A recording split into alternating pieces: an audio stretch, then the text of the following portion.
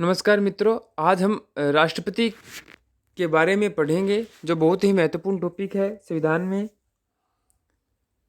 अक्सर प्रतियोगी परीक्षाओं में राष्ट्रपति से प्रश्न पूछ लिए जाते हैं। तो राष्ट्रपति में हम राष्ट्रपति के पद के बारे में, पद की योग्यता के बारे में, निर्वाचन के बारे में, निर्वाचन मंडल के बारे में, निर्वाचन नीति के बारे में, शपथ के बारे में, कार्यकाल के बारे में, विशेषाधिकार के बारे में, राष्ट्रपति पर महाभियोग कैसे लाया जाता है, राष्ट्रपति की क्या क्या शक्तियां हैं, सामान्य शक्तियां क्या है और आपातकालीन शक्तियां क्या है, इसका वर्णन करेंगे। तो आइए देखते हैं राष्ट्रपति। तो राष्ट्रपति राष्ट्र की एकता, अखंडता एवं सुदृढ़ता का प्रतीक होता है और संवैधानिक पदक्रम में राष्ट्रपति का पद सर्वोच्च होता है। संविधान के अनुसार एक पद का क्रम होता है, उस क्रम में राष्ट्रपति सर्वोच्च स्थान पर माना जाता है। अब देखते हैं पद। राष्ट्रपति का पद अनुच्छेद 52 में लिखा हुआ है कि भारत का एक राष्ट्रपति होगा। राष्ट्रपति की बात करें तो वह संघीय कार्यपालिका का प्रधान होता है, देश का प्रथम नागरिक माना जाता है और राज्य का प्रमुख होता है। पद की योग्यताएं जो कि अनुच्छेद 58 में लिखी हुई है वह क्या है? राष्ट्रपति भारत का नागरिक होना चाहिए, न्यूनतम आयु 35 वर्ष होनी चाहिए, 35 वर्ष या 35 वर्ष से अधिक, लोकसभा का सदस्य बनने की योग्यता होनी चाहिए और लाभ के पद पर ना हो। निर्वाचन की बात करें तो राष्ट्रपति के निर्वाचन मंडल का वर्णन अनुच्छेद 54 में किया हुआ है। उसमें हम दो बातें देखेंगे, भाग लेने वाले सदस्य और भाग ना लेने वाले सदस्य। तो भाग लेने वाले सदस्य हैं संसद के लोकसभा के सदस्य, राज्यसभा के सदस्य और विधानसभा के सभी निर्वाचित सदस्य। एक शब्द यहाँ पर आएगा, निर्वाचित सदस्य, यानी कि राष्ट्रपति के निर्वाचन में निर्वाचित सदस्य ही भाग लेते हैं। इसमें मनोनीत सदस्य भाग नहीं लेते क्योंकि ये राष्ट्रपति के द्वारा ही मनोनीत किए जाते हैं। नंबर 2 पर देखें भी 70वें संविधान संशोधन 1992 में दिल्ली व पुडुचेरी के विधानसभा सदस्य भी शामिल कर लिए गए हैं। यानी कि ये जो सदस्य हुए ये राष्ट्रपति के निर्वाचन में भाग लेते हैं।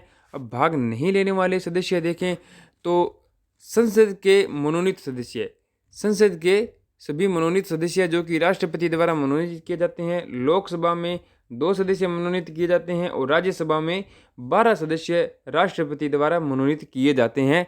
ये राष्ट्रपति के निर्वाचन में भाग नहीं लेते और सभी राज्यों के, यानी कि 7 राज्यों में विधान परिषद है, उन सभी विधान परिषद के सदस्य राष्ट्रपति के चुनाव में भाग नहीं लेते। अब देखिए निर्वाचन पद्धति 55 से पद्धति।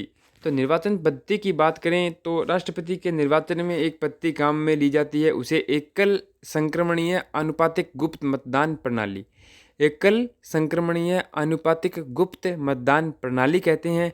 और इसमें प्रस्तावक की बात करें तो 50 प्रस्तावक होते हैं और 50 अनुमोदक होने चाहिए। जो अनुमोदक हैं वो प्रस्तावक नहीं बन सकते, यानी कि अलग से 50 प्रस्तावक होने चाहिए और अलग से 50 अनुमोदक होने चाहिए। राष्ट्रपति के चुनाव की जमानत राशि की बात करें तो वह 15,000 रुपये होती है और 1/6 मत न मिलने पर यह जमानत राशि जब्त कर ली जाती है। विधायक का मूल्य, इसमें एक मत मूल्य निकाला जाता है, जिसमें विधायक का मत मूल्य निकालने का फार्मूला है राज्य की जनसंख्या, यानी कि उस राज्य की जनसंख्या बटा में राज्य की विधानसभा सदस्य संख्या, राज्य की जनसंख्या बटे में राज्य की विधानसभा सदस्य संख्या गुणा में 1000। और इस जनसंख्या का आधार वर्ष माना जाता है 1971 और ये 2026 तक माना जाएगा। सांसद का मत मूल्य निकालें तो सभी विधायकों के मत मूल्य बटा संसद के निर्वाचित सदस्य। अब नोट, विधानसभा या लोकसभा के भंग होने पर भी राष्ट्रपति का चुनाव नहीं रुकता, यानी कि अगर विधानसभा भंग हो जाती है किसी राज्य की या लोकसभा भंग हो जाती है तो राष्ट्रपति के चुनाव पर इसका कोई प्रभाव नहीं पड़ता, राष्ट्रपति का चुनाव होता है। और चुनाव में विवाद होने पर अनुच्छेद 21 के तहत सुप्रीम कोर्ट अंतिम फैसला करती है।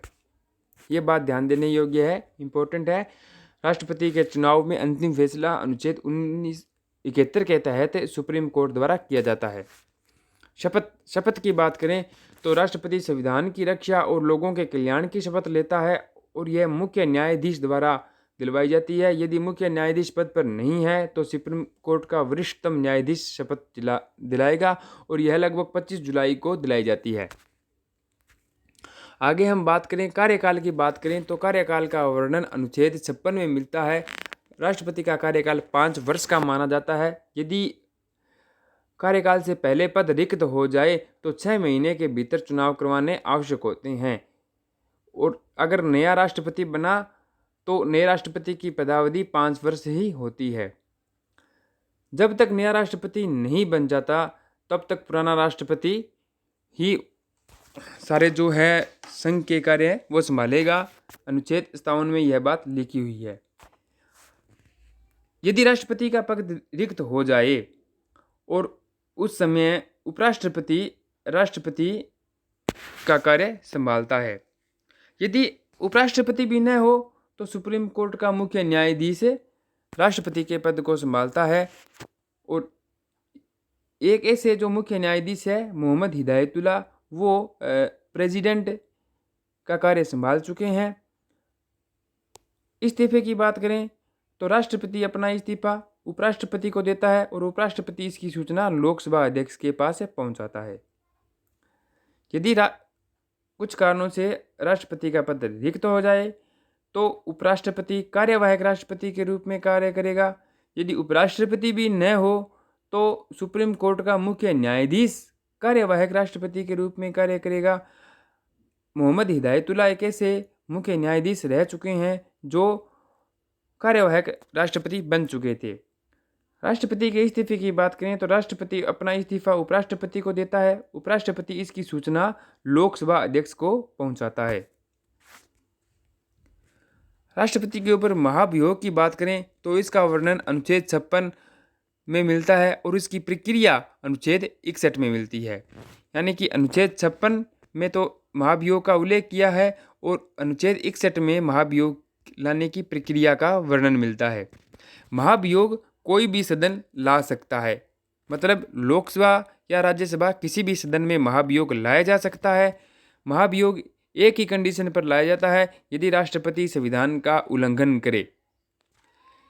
कोई भी सदन सदस्य संख्या का 1/4 प्रस्ताव पारित कर महाभियोग ला सकता है।